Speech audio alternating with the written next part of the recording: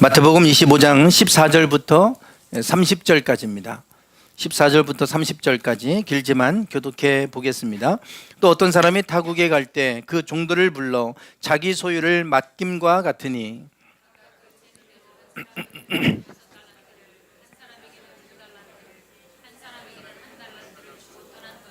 다섯 달란트 받은 자는 바로 가서 그것으로 장사하여 또 다섯 달란트를 남기고 한 달란트 받은 자는 가서 땅을 파고 그 주인의 돈을 감추어 두었더니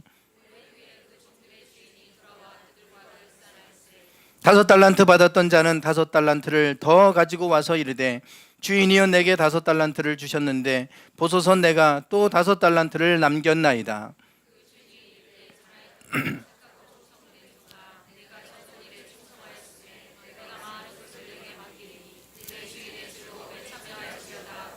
두 달란트 받았던 자도 와서 이르되 주인이여 내게 두 달란트를 주셨는데 보소서 내가 또 두 달란트를 남겼나이다.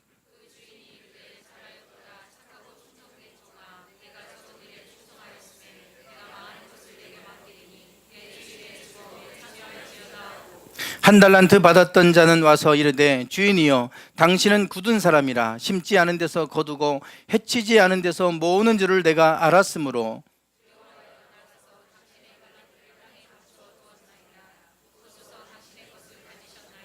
그 주인이 대답하여 이르되 악하고 게으른 종아 나는 심지 않은 데서 거두고 해치지 않은 데서 모으는 줄로 내가 알았느냐.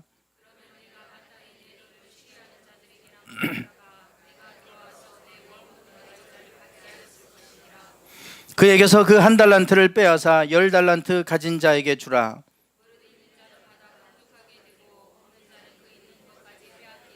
이 무익한 종을 바깥 어두운 데로 내쫓으라. 거기서 슬피 울며 이를 갈리라 하니라. 아멘. 네, 이제 금주에 우리 학생들 기말고사가 있습니다. 저렇게 100점을 맞으면 얼마나 좋겠습니까? 아이들이 지금 시험을 앞두고 열심히 공부를 하고 있습니다. 다 이런 시험의 과정을 다 거치셨죠. 시험이 없는 세상에 살고 싶다. 학생들 아마 그런 생각이 있을 겁니다. 저도 제발 좀 시험이라는 걸 안 보고 살면 얼마나 좋을까. 이런 생각들 수없이 해봤습니다. 그렇지만 이 시험이라고 하는 것은 지난 동안 우리가 알고 있는 것을 평가해보는 시간이죠.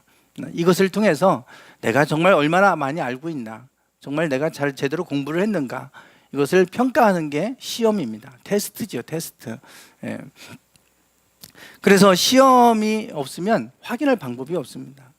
뭐든지 계속해서 우리가 인생 속에 이 테스트의 과정이 있습니다. 시험은 끝이 없어요. 학생의 때가 지나면 시험이 없을 것 같잖아요. 그러나 계속해서 우리가 테스트를 받습니다. 직장에 가도 여러 가지 평가를 받아야 되고 내가 한 일에 대해서는 반드시 평가가 뒤따라옵니다. 우리 인생도 마찬가지죠. 인생의 마지막이 되면 평가가 따라옵니다. 내가 인생을 어떻게 살았나? 반드시 평가가 없는 건 없어요. 우리가 그 살아온 삶에 대해서 반드시 평가를 받고 거기에 대한 책임이 뒤따릅니다.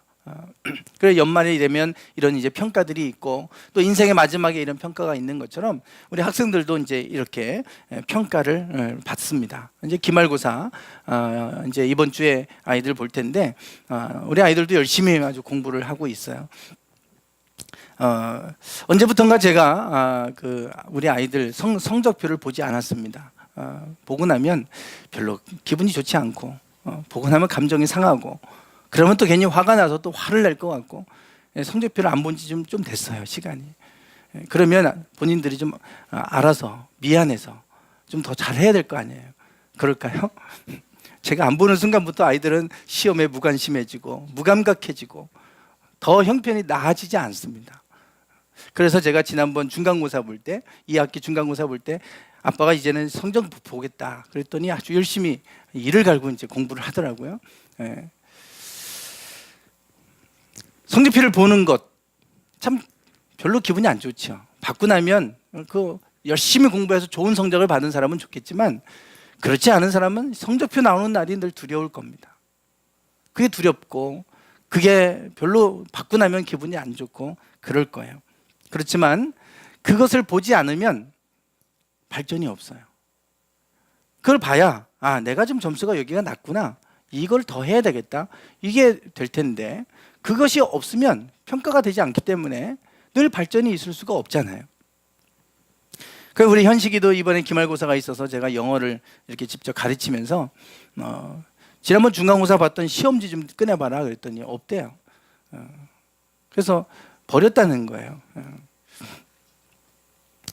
그래서 제가 그걸 왜 버리냐, 시험을 봤으면 시험 문제가 어떻게 나오고 어떤 유형으로 나오고 어느 정도 난이도로 나오는지 아빠가 알아야 좀 너를 좀 참고해서 좀 어느 정도까지 가르쳐야 되는지를 좀 볼 거 아니냐.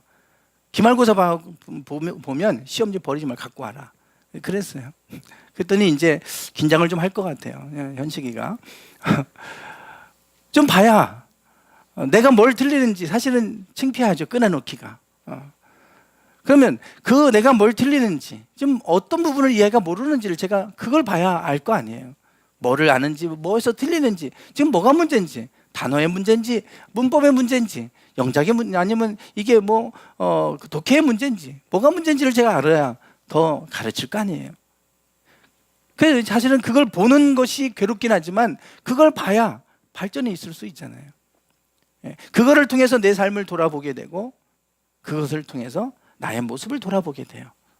그래서 반드시 이런 과정은 필요합니다.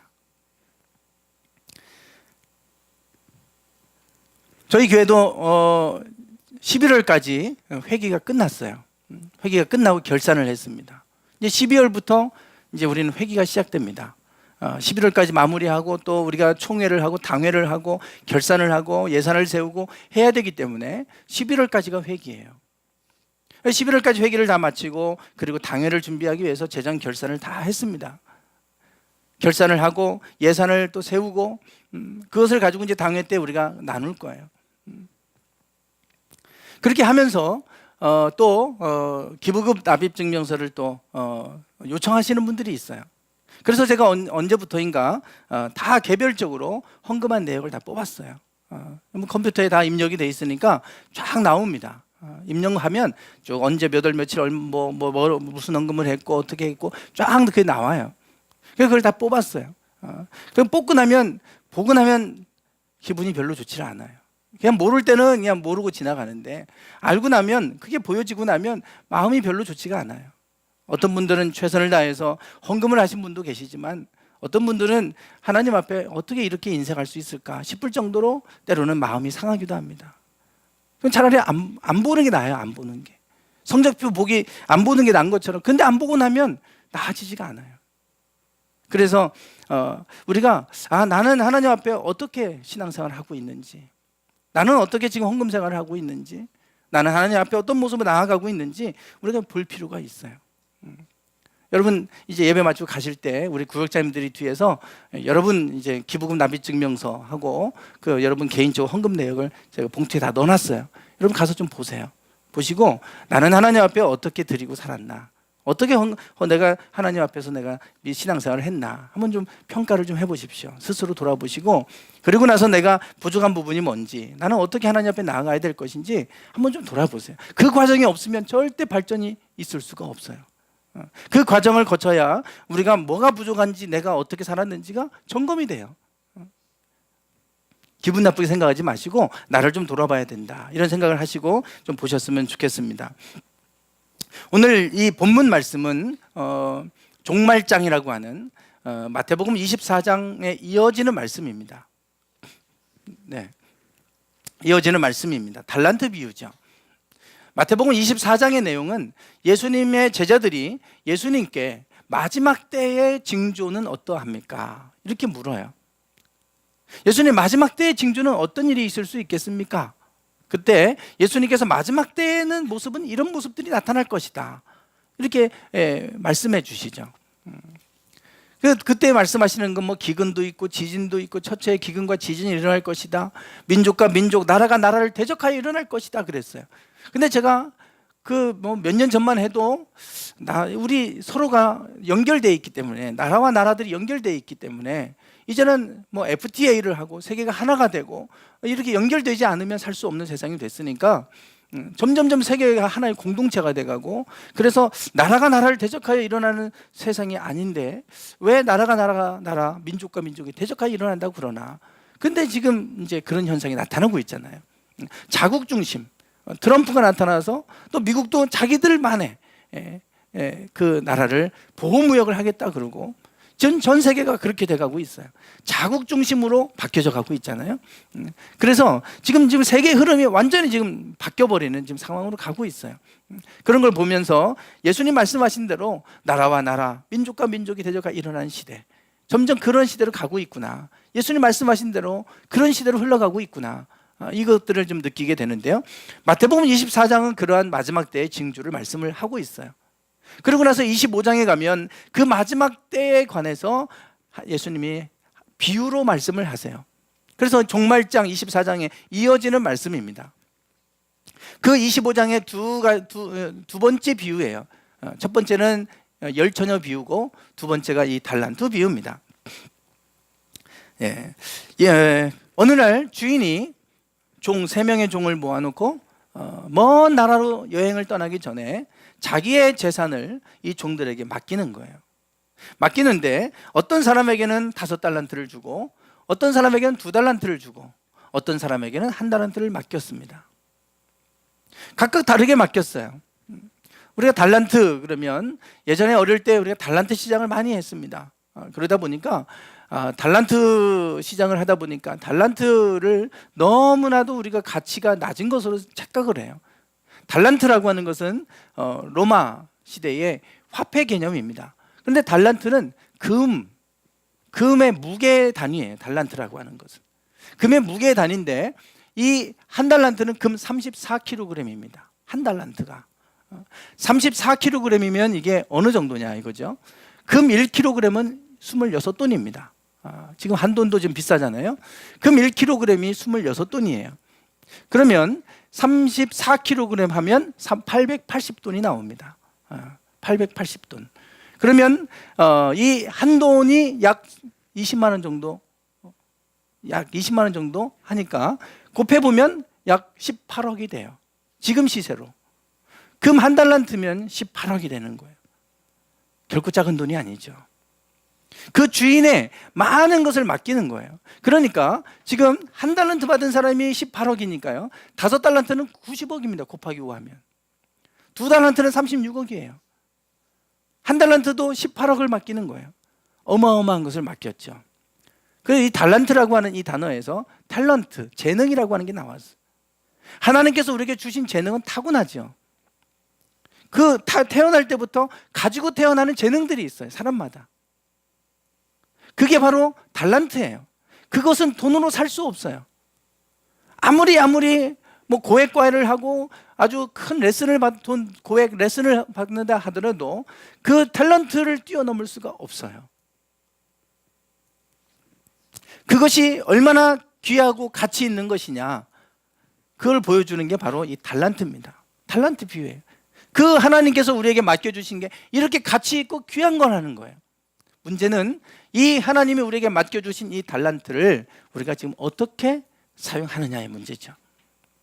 중요한 거는 우리 각 사람에게 그걸 맡겨주셨는데, 각 사람에게 이미 다 그걸 맡겨주셨어요. 나는 없다고 얘기하는 분들이 있을 거예요. 그러나 그것이 아직 발견하지 못해서 그렇지 다 사람마다 없는 사람이 없습니다. 다 있어요. 다 있어요. 저도 어릴 때 보면 아버지가 늘 그랬던 거예요. 저거 커서 뭐 해 먹고 살려나 저거. 말도 별로 없고, 그리고 밥 먹을 때도 별로 말도 안 하고, 그래갖고 맨날 너 결혼하면 여자 도망갈 거다 맨날 그러시고, 안 도망가고 잘 살고 있고, 그리고 뭐 제가 이렇게 목회할 거라고 생각도 못 하셨을 거예요. 저도 말주변이 없어갖고 여자만 보면 앞에 여학생들이 있으면 얼굴도 못 쳐다보고 고개 숙이고 있었고요. 길 가다가 여자 만나면 같은 교회 다니는 여학생들 만나면 도망갔어요. 골목길로 숨었어요. 그리고 지나가면 나오고 이랬습니다. 완전 쑥맥이었죠. 그런데 이렇게 대중 앞에 서서 누가 설교하고 말씀을 전하는 이 사역을 할 수 있을 걸 누가 생각했겠어요. 나중에 보니까 하나님이 제 안에 주신 달란트가 있는 거예요. 하나님이 각 사람에게 주신 달란트가 결코 돈으로 환산할 수 없을 만큼 귀한 것들을 우리에게 맡겨주셨다. 그것을 우리에게 말해줍니다. 그런데 문제는 주인이 돌아오면 회개하고 결산할 때가 있다는 거예요. 지금 19절을 한번 보세요. 19절. 네, 19절입니다. 한번 읽어보겠습니다. 시작. 네. 오랜 후에 그 종들의 주인이 돌아와서 그들과 결산할세 그럽니다. 나눠준 거에 대해서 반드시 결산을 해야 되는 때가 온다는 거예요. 뭐든지 마찬가지잖아요. 우리에게 맡겨주신 것에 대해서 우리는 반드시 하나님 앞에 결산할 때가 옵니다. 결산할 때가 와요. 결산하지 않고 그냥 끝나면 좋겠는데 그거에 대해서 반드시 결산할 때가 오더라 이겁니다. 올해도 다 지나갑니다. 다 지나가요. 근데 1년이 이제 다 끝날 때가 되면 결산을 하잖아요. 야구 선수들은 지금 이렇게 골든글러브 금요일날 이승열 집사님 신방 이사 가셔서 신방 갔더니 골든글러브가 몇 개가 있으세요. 아주 뭐 야구에 일가견이 있으신 분이에요. 근데 지금 야구 선수들이 1년 동안 열심히 이렇게 운동해서 그 성적을 가지고 시상을 합니다. 이건 2015년도 이제 골든글러브 수상했던 사진인데 각각 자기가 그 해에 거둔 성적을 가지고 연봉 협상이 들어가죠. 잘한 사람은 더 많은 연봉을 받을 것이고 못한 사람은 연봉이 삭감될 거예요. 심지어 더 못한 사람은 퇴출당할 겁니다. 선수 생명이 끝나는 사람도 있어요. 그냥 웨이버 공시해버리죠. 계약기가 남아있지만 그냥 우리는 더 이상 이 사람 우리가 선수 데리고 있지 않겠다. 계약금을 계속 그래도 3년 계약이 남아있으면 3년 동안 계속 월급 줘야 돼요. 그래서 데리고 있지 않겠다는 거예요. 그냥 공시해버려요. 다른 팀에서 데려갈 사람이었으면 데려가라 이겁니다. 성적이 안 좋으면 결국은 그렇게 퇴출당하는 사람들도 있어요.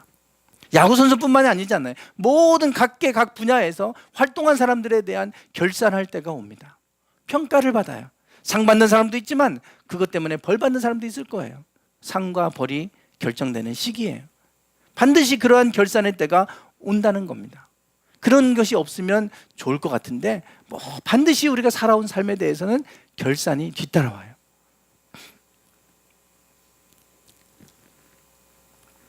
근데 문제는 결산을 하는데 그때가 언제입니까?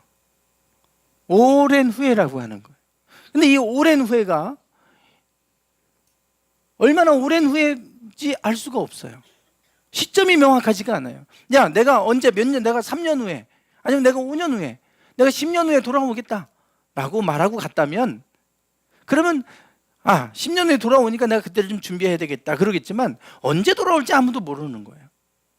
문제는 여기에 있어요. 결산할 때는 반드시 오는데 그 결산할 때가 사람마다 언제일지 우리는 몰라요. 우리가 인생이 언제 끝날지 모르잖아요. 갑자기 교통사고로 세상을 떠날지 어떤 일이 일어날지 우리가 어찌 알겠습니까? 어떻게 알겠어요? 선생님 뒤에 히터 좀 꺼주시겠어요, 집사님? 히터 좀. 네. 아무도 몰라요. 아무도 몰라요. 문제는 그날이 오랜 후지만 이 날이 언제인지 모른다는 거예요. 그래서 마태복음 25장 1절부터 13절까지 나오는 첫 번째 비유의 내용, 이게 열처녀 비유죠. 신랑이 오는데 다 잠든 사이에 갑작스럽게 오는 거예요.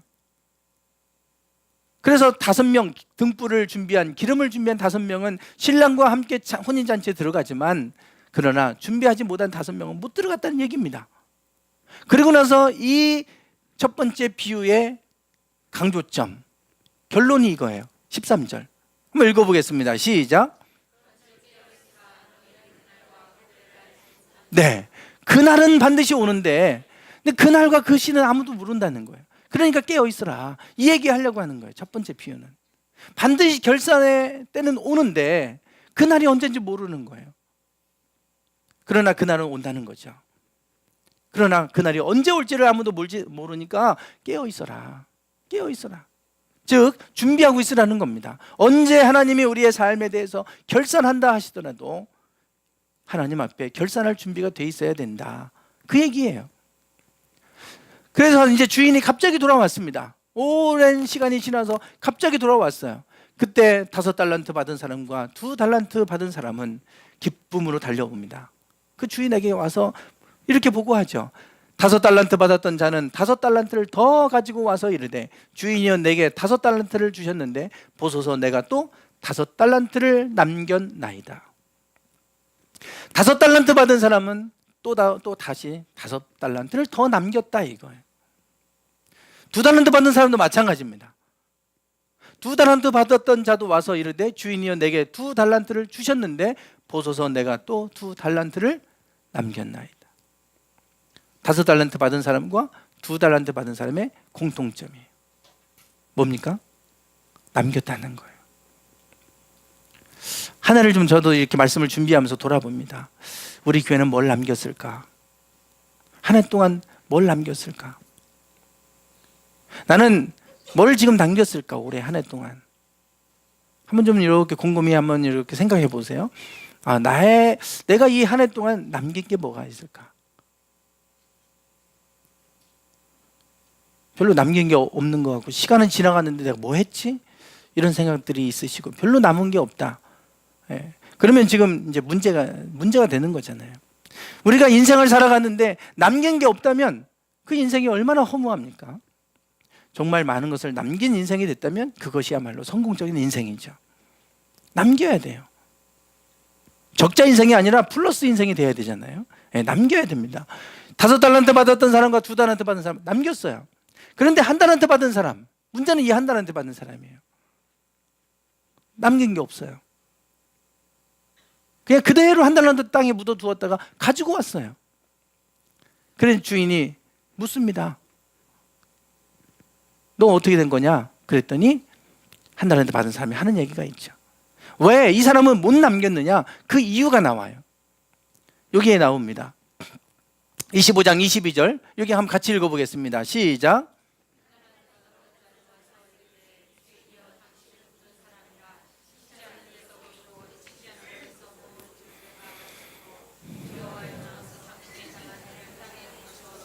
네, 그 한 달란트를 가지고 가서 뭔가를 해서 남겨야 되는데 땅에 묻어둔 거예요. 왜 묻어두었습니까? 이 사람 안에는 잘못된 생각이 들어있어요. 그 잘못된 생각이 뭐예요? 심지 않은 데서 거두고 해치지 않은 데서 모으는 줄을 내가 알았대요. 하나님은 이런 하나님인 줄 알았다는 거예요. 하나님은 내가 심지 않아도 거두게 하시는 하나님, 기적을 베푸셔서 갑자기 그냥 뭐가 다 되어지고 다 하나님 선한 길로 인도하시고 심지 않아도 그렇게 하시는 하나님, 내가 그런 하나님인 줄 알았기 때문에 그냥 묻어뒀다는 거예요. 착각입니다. 착각이죠. 하나님은 심은 것을 통해서 거두게 하십니다. 착각이에요. 심지 않은 데서 거두고 해치지 않은 데서 모으는 줄로 알았기 때문에 내가 땅속에 묻어두었다는 거예요. 우리가 기복신앙이라는 얘기를 많이 합니다. 복을 비는 신앙이죠. 복 주세요, 복 주세요 하는 이런 그림, 기복신앙 딱 인터넷 치니까 이런 그림이 올라오더라고요. 복을 바라는 것이, 복을 구하고 기대하고 구하는 것이 기복신앙이 아니에요. 왜냐하면 성경에서 하나님은 복을 말씀하고 계시거든요. 우리는 복을 받아야 사는 사람들입니다. 처음에 인간을 창조하실 때부터 하나님은 복을 주셨어요. 복 받아야 사는 존재예요. 우리 힘으로 우리 노력으로 살 수 있을 것 같지만 아닙니다. 하나님 복 주셔야 살 수 있는 존재들이에요. 근데 뭐가 기복신앙이냐? 복을 그냥 바라는 것 자체가 기복신앙이 아니에요. 기복신앙은 뭐냐면, 씨 뿌리는 자의 비유를 보세요. 씨를 뿌려요. 그러면 이 씨를 뿌렸을 때 이것이 100배, 60배, 30배 결실을 맺느니라. 이게 하나님이 주시는 복입니다. 이게 지극히 당연한 거예요. 문제는 씨앗을 뿌리지도 않고 100배를 거두려고 하는 게 문제예요. 씨앗을 뿌리면 그 안에 생명력이 있어서 자라나서 100배, 60배, 30배를 거두잖아요. 나무 하나를 심어 놓으면 씨앗에서 나무가 나와서 사과나무가 맺혀지면 거기서 얼마나 많은 열매들이 맺힙니까? 하나에서 얼마나 많은 몇 배가 열려요. 심은 것을 통해서 100배, 60배, 30배 결실을 맺어지는 게 하나님이 우리에게 주시는 복이에요. 근데 문제는 심지를 않아요. 뿌리지를 않아요. 그리고 나서 땅속에 묻어두고 하나님은 심지 않은 데서 거두시는 하나님, 해치지 않은 데서 모으시는 하나님. 그래 내가 묻어두었습니다, 감추어 두었습니다, 그런단 말이에요. 잘못된 신앙, 이게 기복신앙입니다. 하나님 앞에서 심는 것은 하나도 없으면서 하나님 나에게 복 주세요, 복 주세요. 기복신앙이에요. 샤머니즘입니다. 그게 아니라 하나님 앞에서 심은 것, 비록 겨자씨처럼 작은 것을 심어도 하나님은 그것을 통해서 자라나게 하셔서 100배, 60배, 30배 모든 새들이 와서 깃들이게 되는 그런 축복을 주시죠. 이게 우리의 신앙이에요. 우리의 믿음은 심으면 하나님은 반드시 거두게 하시는 하나님이십니다. 그게 우리의 믿음이에요. 그러니까 우리 심는 거 아니에요. 갈라디아서 6장 심어야 돼요. 심은 데서 하는 열매를 거두시죠. 심는 수고가 있어야 되잖아요. 제가 주중에 한 어떤 분을 만났어요. 저희 교회 성도님이 아니에요. 다른 교회 다니시는 분인데 그분이 이제 시골 교회를 섬기세요. 그러다 보니까 가장 힘든 게 이제 할아버지 할머니들이 있잖아요. 제 친구들 중에도 시골에서 목회하는 동기들이 많이 있어요. 할아버지 할머니들이 계시니까. 근데 설교를 들으면 설교가 무슨 설교인지도 모르겠고 졸리고 이제 그런 설교를 하신다 이거예요. 근데 문제는 인터넷에서 그냥 다운받아서 설교를 하시는 것 같다 이거예요. 그걸 어떻게 하냐? 원고를 보고 읽으시는데 아버지가 방에 들어가신다를 아버지 가방에 들어가신다 이렇게 읽는 경우가 많다는 거예요. 그러니까 본인 설교가 아니니까 다운받아서 읽다 보니까 말도 안 되는 그렇게 읽으시는 경우가 많다는 거예요. 그러니까 인터넷에서 다운받아서 설교하시나 보다.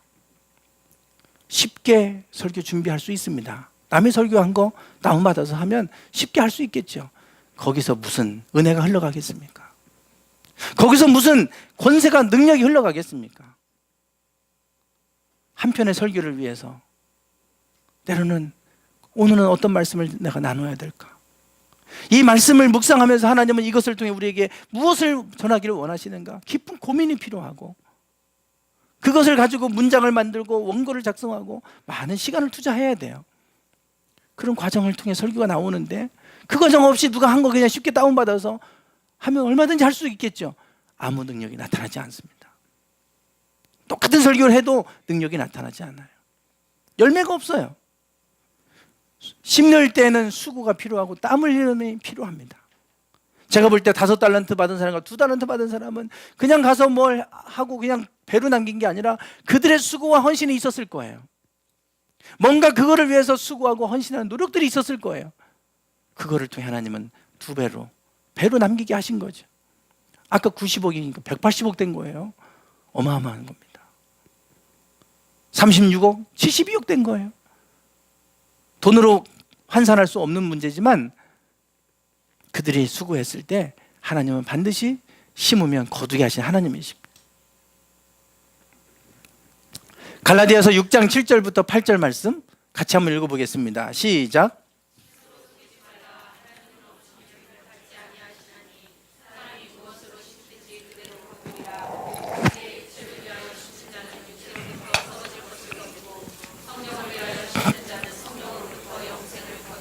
네, 여기 보시면 스스로 속이지 말라 이럽니다.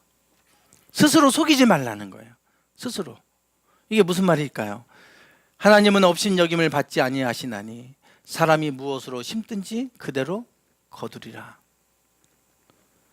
스스로 속이지 말라는 얘기는 이겁니다. 사람이 무엇으로 심든지 어떻게 돼요? 그대로 거두게 하셔야 하나님은. 근데 스스로 속인다는 거는 뭐냐면 심지 않아도 하나님은 거두게 하신다. 이것도 잘못된 신앙입니다. 또 잘못된 신앙은 뭐냐면 심어봐야 소용없어. 내가 심어봐야 아무 의미가 없어. 소용이 없어.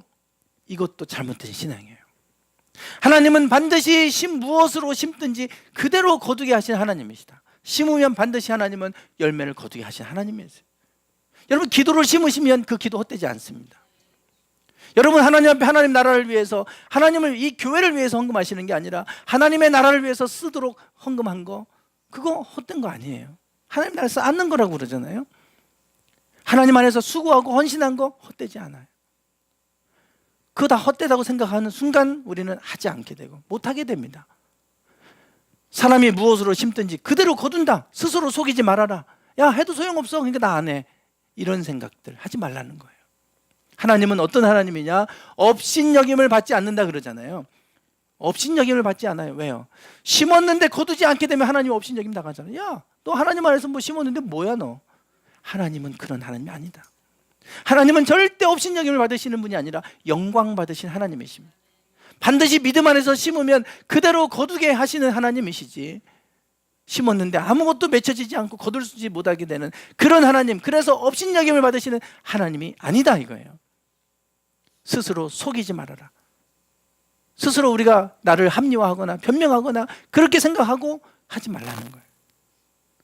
그리고 스스로 속지도 말아야 돼요. 사탄은 그런 마음 줄 거예요. 야, 너 그거 해봐야 교회에서 뭐 다 그렇잖아요.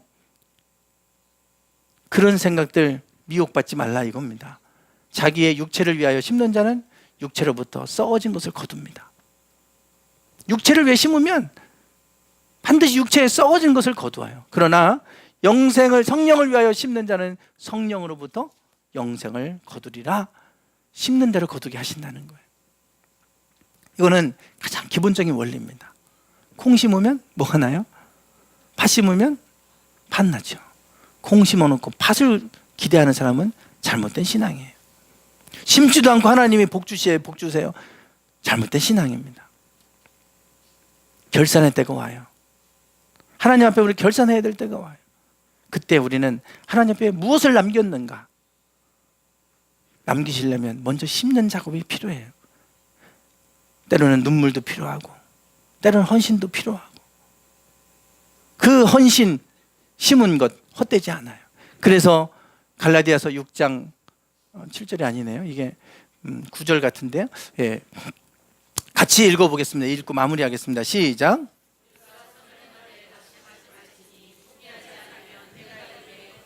아멘. 우리가 선을 행하되 낙심하지 말라는 겁니다. 해봐야 소용없어. 낙심하지 말라 이거예요. 포기하지 않으면 때가 이름에 어떻게 됩니까? 거두예요. 거두는데 때가 되면 거두게 하세요. 때가 되면. 아무 때나 심어놓고 열매 내는 거 아닙니다. 열매 맺을 때가 되면 열매 맺게 하세요. 하나님의 때에 하나님 거두게 하세요. 분명한 사실은 거두려면 심어야 돼요. 심지 않고 거둘 수는 없어요. 자연의 원리입니다. 심으면 자연은 정확하게 보여주잖아요. 심으면 씨앗 하나가 많은 열매를 맺는, 그게 하나님 나라의 원리예요. 오늘 우리가 낙심하지 않기를 원합니다. 그리고 하나님 앞에 갈 때 많은 열매를 가지고 남겨서 하나님 앞에 결산할 때 하나님 앞에 5달란트 받은 사람과 2달란트 받은 사람처럼 기쁨으로 하나님 앞에 나아갈 수 있기 원합니다. 그러면, 그러기 위해서 우리가 심으면 하나님 반드시 그대로 거두게 하시는 하나님이신 줄 믿습니다. 기도하겠습니다.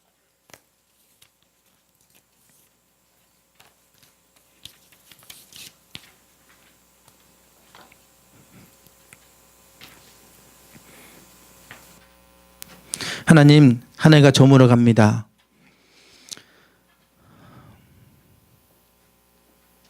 우리는 하나님 앞에 우리의 살아온 삶에 대해서 결산할 때가 반드시 오고 그것에 대해서 우리는 판단을 받습니다.